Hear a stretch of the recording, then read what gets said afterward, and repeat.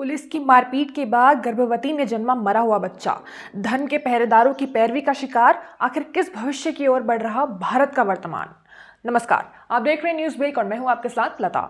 दो मुस्लिम युवकों की जिंदा जलाकर हत्या के आरोप में आरोपी की पत्नी पर पुलिस की बर्बरता। बीते दिनों से राजस्थान से कुछ ऐसी घटनाएं सामने आ रही हैं जो कि मानव के हीन और अमानवीय होने की साक्षी हैं। गवाही देती हैं उस परिदृश्य की जहां इंसान किसी की मूल्यवान जान नहीं बल्कि खुद के अहम को ऊपर रख हर हद तक गिरने और उसे पार करने के लिए सज्ज है। आज न्यूज़ ब्रेक आपको इन्हीं घटनाओं से अवगत करवाएगा और बदलते बिगड़ते बर्बाद होने के पथ पर अग्रसर भारत की असल स्थिति समझाएगा।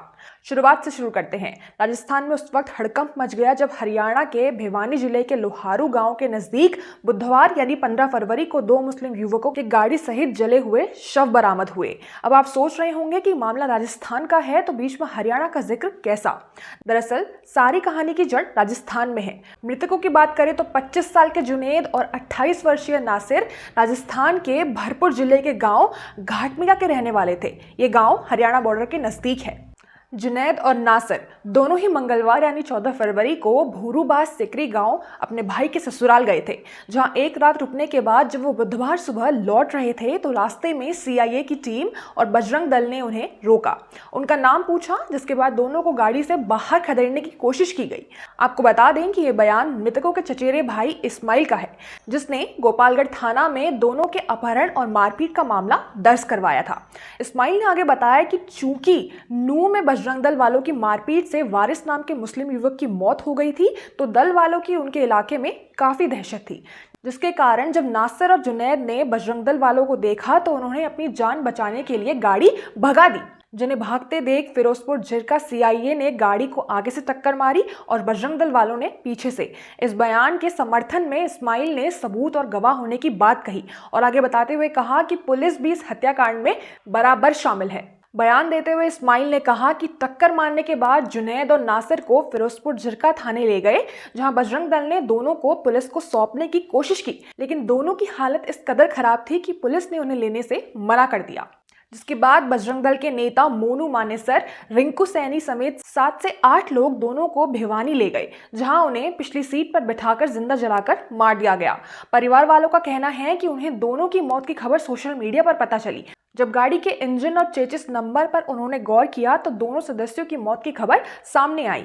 बता दें कि शुरुआती जांच में पूरे मामले को गो तस्करी की शक में अंजाम देने की बात सामने आई है, जिस पर हमारे 3 सवाल हैं। गो तस्करी ऐसे संवेदनशील मामले में आखिर बजरंग दल और सीआईए जैसे दो विपरीत निकाय साथ में कार्रवाई कैसे कर सकते हैं। माना सीआईए को अधिकार दिया गया है, मगर पूरे मामले में बजरंग दल किस आधार पर और कौन से कर्तव्य का पालन कर रही है और आखिर कैसे इस गोपनीय और खुफिया तस्करी की जानकारी बजरंग दल के पास है।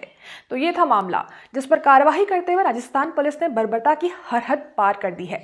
दरअसल शनिवार यानी 18 फरवरी को दो मुस्लिम युवकों को जिंदा जलाने के आरोपी श्रीकांत के परिवार पर उस वक्त कहर बरस गया जब राजस्थान पुलिस की कथित मारपीट के बाद श्रीकांत की गर्भवती पत्नी ने मरे हुए बच्चे को जन्मा, जिसकी शिकायत परिवार ने हरियाणा पुलिस को कर दी।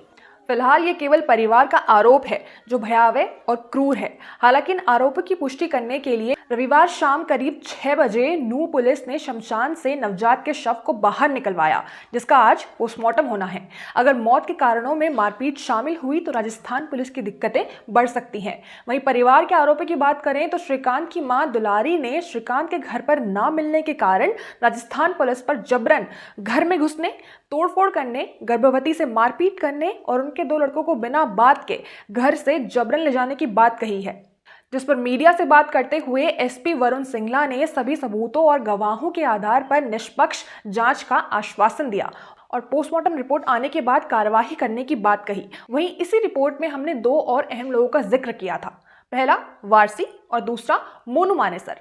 28 जनवरी को मोनू ने अपने सोशल मीडिया हैंडल पर एक वीडियो पोस्ट किया था, जिसमें वो 22 साल के वारसी और उसके साथियों से पूछताछ करता और बंदूकों का रौब दिखाता नजर आया था।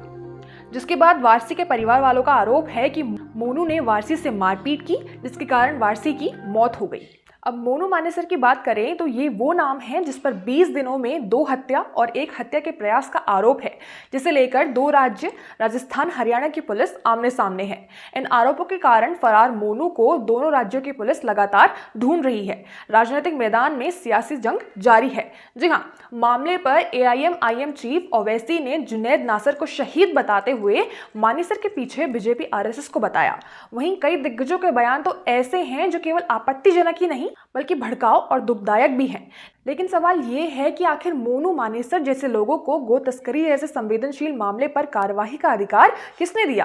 क्या प्रभावशाली व्यक्तित्व होना कानून और व्यवस्था से वंचित होना है? क्या हिंदुत्व का संरक्षण मुसलमानों का नरसंहार मांगता है? आज भारत की ज्यादातर आबादी भारत को हिंदू राष्ट्र बनाने की होड़ में जुटी हुई है, हिंदुत्व के नाम पर दूसरे धर्मों को गाली दे रही है। इसी कड़ी में बजरंग मुनि ने भड़काऊ बयान देते हुए सभी हिंदुओं को ईंट का जवाब पत्थर से देने अर्थात सभी मुसलमानों का नरसंहार कर हिंदू राष्ट्र स्थापित करने की बात कही है। आइए सुनते हैं खुद उन्हीं की जुबानी। भारत हिंदू राष्ट्र है, लेकिन मुसलमानों के द्वारा हिंदुओं का नरसंहार करके या हिंदुओं के ऊपर आतंक फैला के हिंदू राष्ट्र में जो है चक्रव्यूह को भेदा गया है। पूर्णतया हिंदू राष्ट्र बनाने के लिए वही हिंदुओं को प्रक्रिया अपनानी पड़ेगी और मुसलमानों का नरसंहार करना पड़ेगा। जब तक मुसलमानों का नरसंहार नहीं होगा तब तक भारत पूर्णतया हिंदू राष्ट्र नहीं बन पाएगा। भाई, आप ये स्वयं जानते हैं या दुनिया जानती है कि भारत एक हिंदू राष्ट्र था और किस प्रकार शांति पूर्वक जी रहा था, लेकिन आतंकियों द्वारा आक्रांताओं द्वारा नरसंहार करके इसको हिंदू राष्ट्र पूर्णतया नहीं रहने दिया गया। तो ईंट का जवाब पत्थर से होना चाहिए। और उसी तरह जब तक किसी को देखिए हिंदू को जगा के या हिंदू को बता के हिंदू राष्ट्र, जब तक जिस प्रकार से हिंदू राष्ट्र को भेदा गया है या हिंदू राष्ट्र को हानि दी गई है, जब तक वही विधा अर्थात जब तक मुसलमानों का नरसंहार नहीं होगा तब तक हिंदू राष्ट्र नहीं बन सकता। खेद है ये कहते हुए कि ये बयान जितना विसंगत है उतने ही अधिक लोग इसके अनुयायी हैं।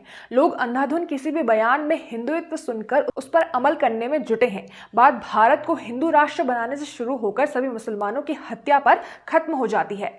बावजूद धर्मनिरपेक्ष यानी सेक्युलर कंट्री होने के भारत का आज का परिदृश्य भयावह है, जहां लोग अंधे होकर केवल वही कर रहे हैं जो मूर्खता उन्हें चुनिंदा प्रभावशाली व्यक्तित्व बता रहे हैं। इसीलिए जागिए और सोचिए कि आपका एक भी कदम विकसित भारत की ओर है।